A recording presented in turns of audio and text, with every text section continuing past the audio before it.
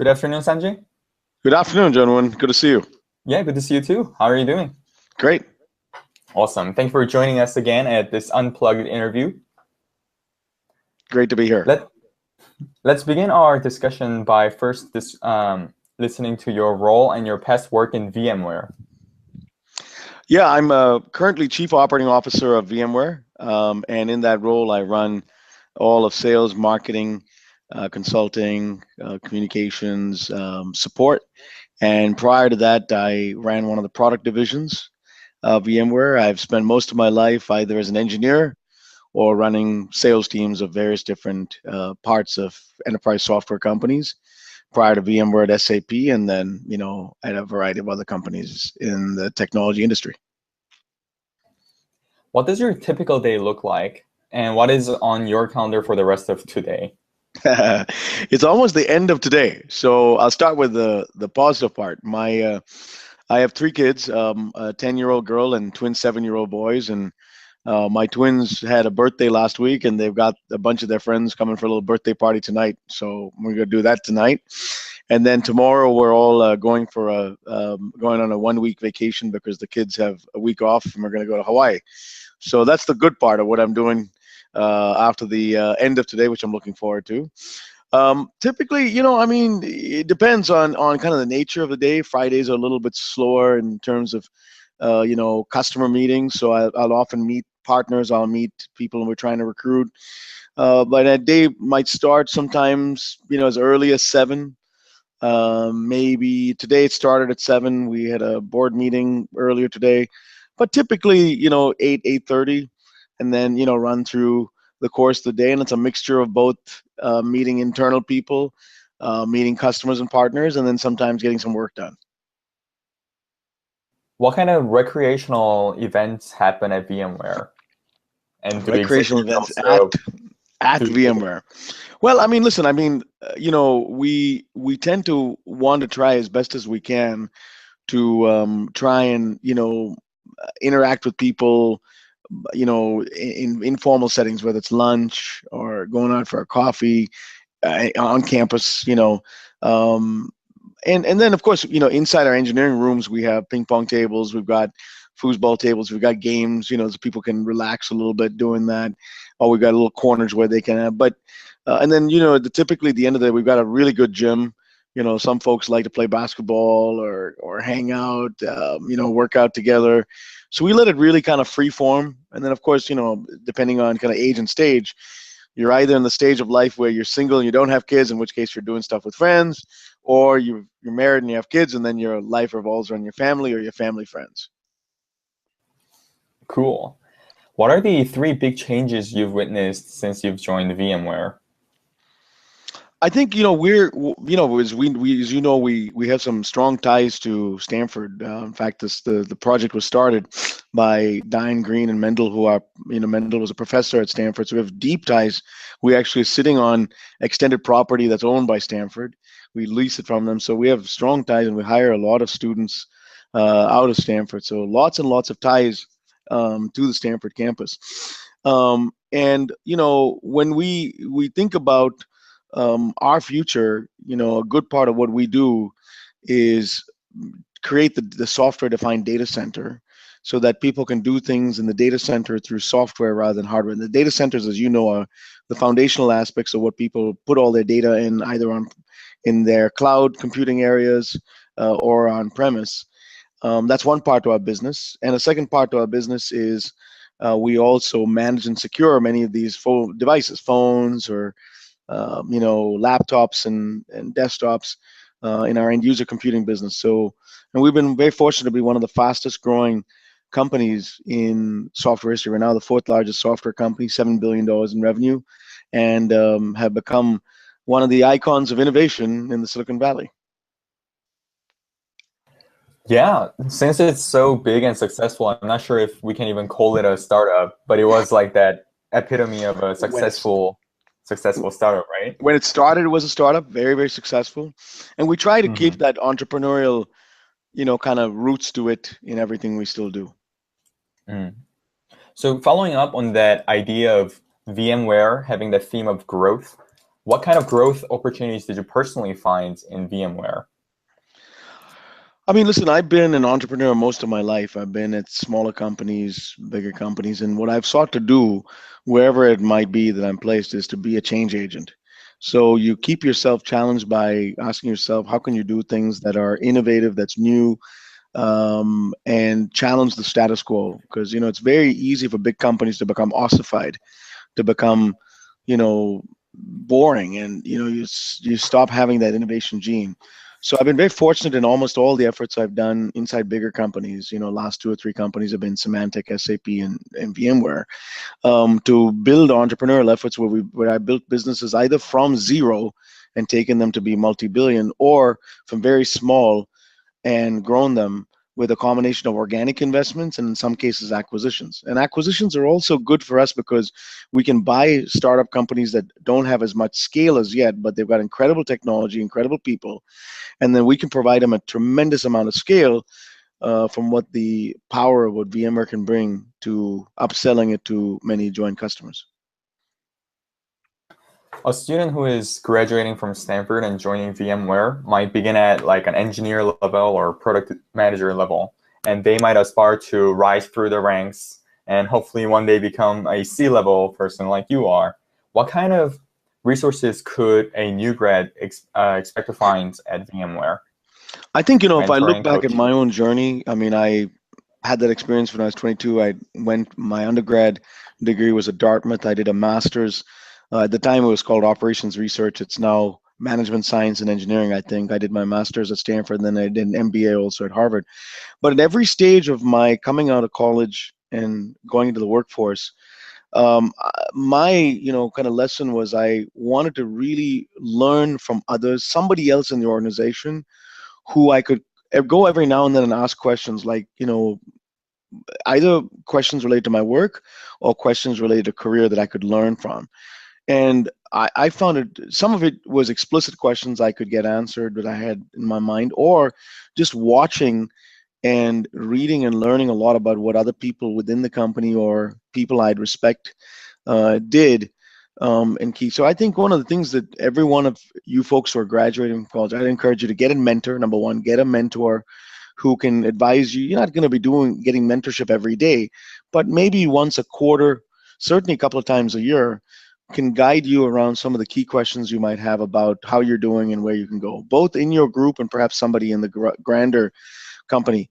Secondly, I would just tell you, be intellectually curious, always looking to learn something new, maybe learning more about the company. I encourage new grads, for example, read the annual report of a company or go to the company meetings and really understand what the company is saying, and then go and do some research to understand beyond what you're working on, what the company really does. Now in the day and age of YouTube, you can learn a lot of that even by watching videos, keynote speeches. And then third, begin to get involved in some fashion. For example, especially if you're a product manager, start going on customer meetings to really understand how customers view your product. Maybe present to a customer and you'll learn a little bit about how customers view feedback back to you about it. So those are just two or three things I'd offer advice to a young grad coming in from Stanford, let's say. Thank you for the advice. I asked this question to you when we first met, and I'd love to have your answer spread to all of the Stanford students. What are the trends that VMware sees in the market? I think the biggest trend is the data centers moving to the cloud. That's number one. I mean, so we've got to be ready to make sure that while we have built our software to virtualize, automate, create a lot of advantage that reduces cost and complexity in the data center by doing things in software, much of these are moving to the cloud, whether it's AWS, Azure, Google Cloud, whoever have you. We have to be relevant in the cloud. Secondly, the world's increasingly moving mobile and moving to a world of Internet of Things. So the more that our solutions could be extended to every possible device, I think that we have a big opportunity to, I think, become mainstream in terms of the next generation processes that happen either in cloud or mobile.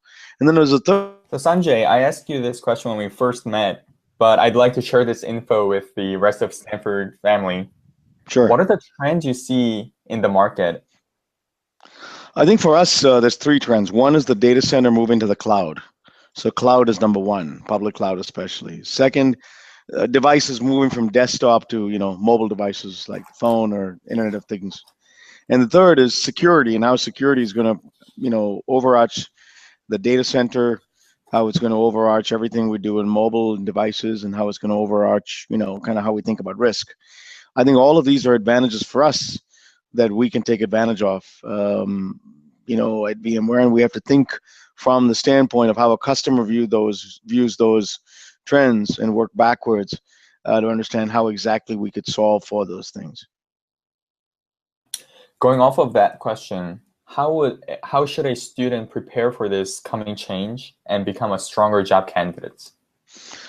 I think, listen, I mean, at the end of the day, if you are,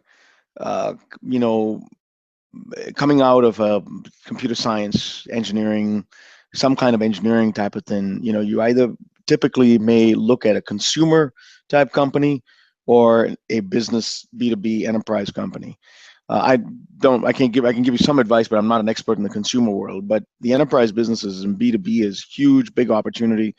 I think the more that you understand what's happening in cloud computing, what's the fundamental bases of cloud computing, what is the fundamental technologies that are driving mobility, and understand that sort of technology stack, the more you're going to be prepared to be both capable from an engineering perspective, but if you're a product manager or a marketeer, being able to talk about that. And security is something that is so overarching.